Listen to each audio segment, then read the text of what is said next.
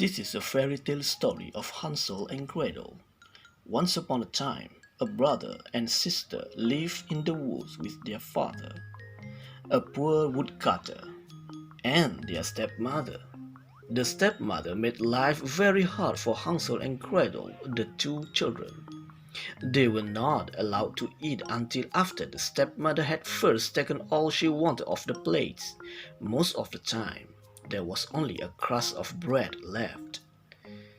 Hansel and Gretel tried to tell their father they were hungry, but he would not hear of it. It seemed that the only one he would listen to was his wife, and all the stepmother talked about was how much trouble it was to have children in the hut and how much she wished they would go away forever.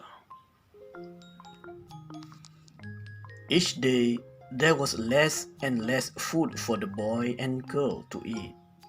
Yet the stepmother gave them more and more work to do. One day Gretel begged, "Please, father, stepmother, all day long we worked hard doing our chores and we're hungry." But the stepmother only slapped her on the face. She yelled, "You ungrateful brats! You will eat us out of house and home." That night, the two children had to sleep outside. They shivered in the cold and tried to keep each other warm. Winter was coming. The clothes they wore were so thin it was almost as if they had no clothes at all. The next morning, when the sun rose, Gretel turned to her little brother, who was also awake. "Hansel," she said, "we cannot stay here. We must escape now, today, into the woods. Surely we will find more to eat out there than we get at home." "Do you think so?" Hansel said. He closed his eyes. Then he said, "What if we got lost?" "We won't," said Gretel. "I will take some bread. We will drop breadcrumbs behind us. That way, if we have to, we can follow the crumbs back home." And so the two of them left their hard life behind.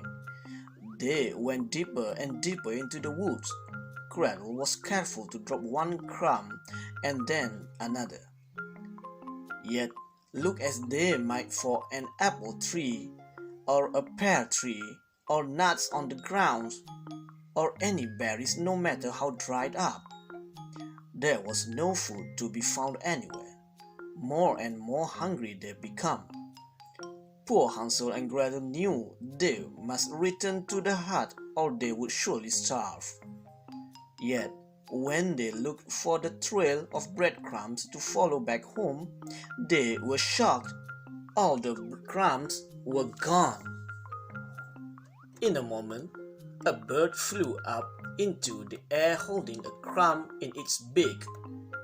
That is when they knew the birds had taken all their breadcrumbs. Just then a wolf howled in the distance. Hansel and Gretel looked around them. The sun was setting. They knew they were lost and hungry. Now they were scared too. "Gretel," whispered Hansel in fear, "what will we do?" She knew not. All she could was to hug her little brother. Each moment it was getting darker and darker. Again, the wolf howled in the distance. All of a sudden, Gretel saw a small light shining far away. Could it be the hut deep in the woods? "We must go," cried Gretel. "Maybe whoever lives there is a kind and will take us in." The two children sped as fast as they could toward the light. When they got closer, they saw that indeed the light had come from a hut. But what a hut it was! If you can imagine this. From top to bottom, this hut was all made of candy, from a gingerbread roof to frosting for walls, two big candies all over the frosting, It was a joy to see. "Gretel, can you believe this?" Hansel cried out. Before Gretel could say, "I bet it will be okay if we have just a little taste." Both of them were already biting off small pieces and licking the candy. A sharp voice, "Who is nibbling on my house?" Hansel and Gretel spun around. It was an old witch. Stunned, Gretel could say nothing. Then she curtsied.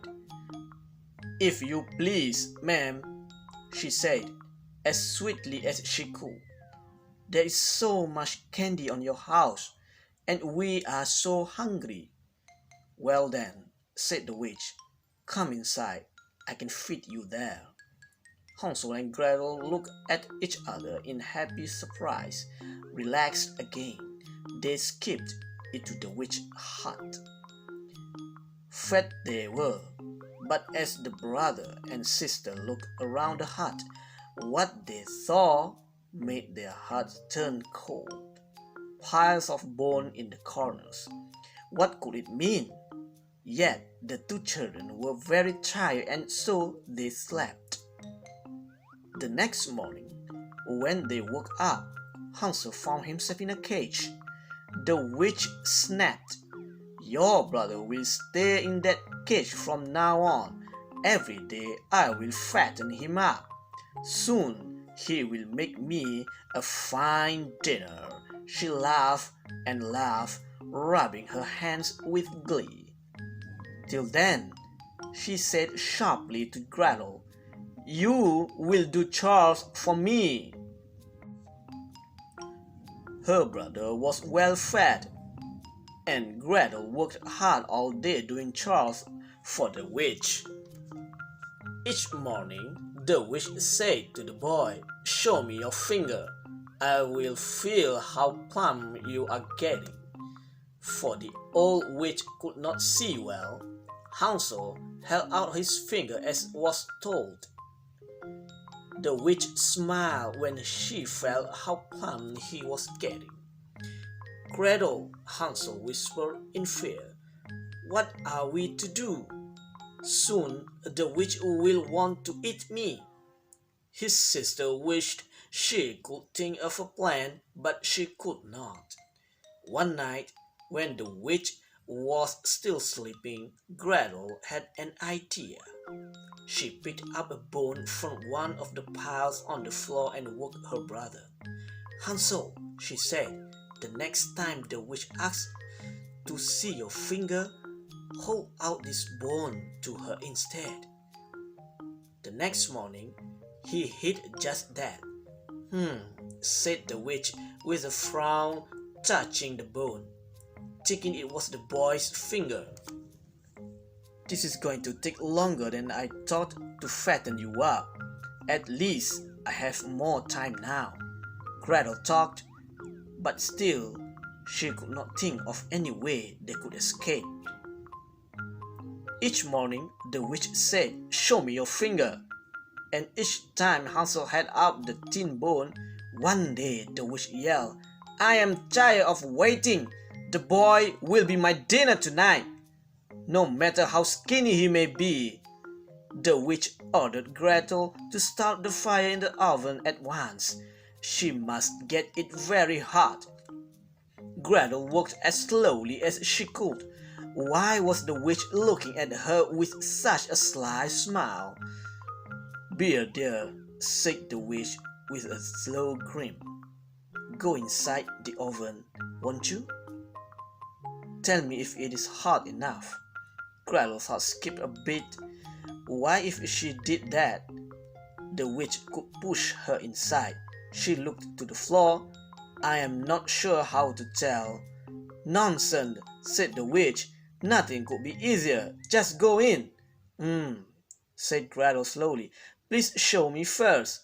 "Stupid girl," snapped the witch. Mumbling and grumbling, she stepped inside. The moment the witch was in the oven, Gretel quickly slammed the door. "Gretel!" Hansel cried. "Look what you did! You saved us!" The sister tried to think fast, "Where is that key to your cage?" She looked and at last found the key in a vase. She freed her brother right away. Then she went back to that vase, for what had she found inside? Why, the vase was filled with precious stones and jewels. With their pockets filled with jewels, they ran outside as fast as they could. In the daylight, they found a small path and followed it. It led to a wider path, and the wider path at last led to a road. They waited by the road, hoping someone would ride by. When a horseman trotted up, Hansel and Gretel waved their hands. They offered a small jewel, and the horseman was happy to give them a ride home. When the brother and sister got to the hut, their father was wild with joy to see them. He had worried and looked for them night and day since they left. They learned their stepmother had died very soon after they left, and for many years after, Hansel and Gretel lived happily with their father in the hut in the woods. Thank you. The end.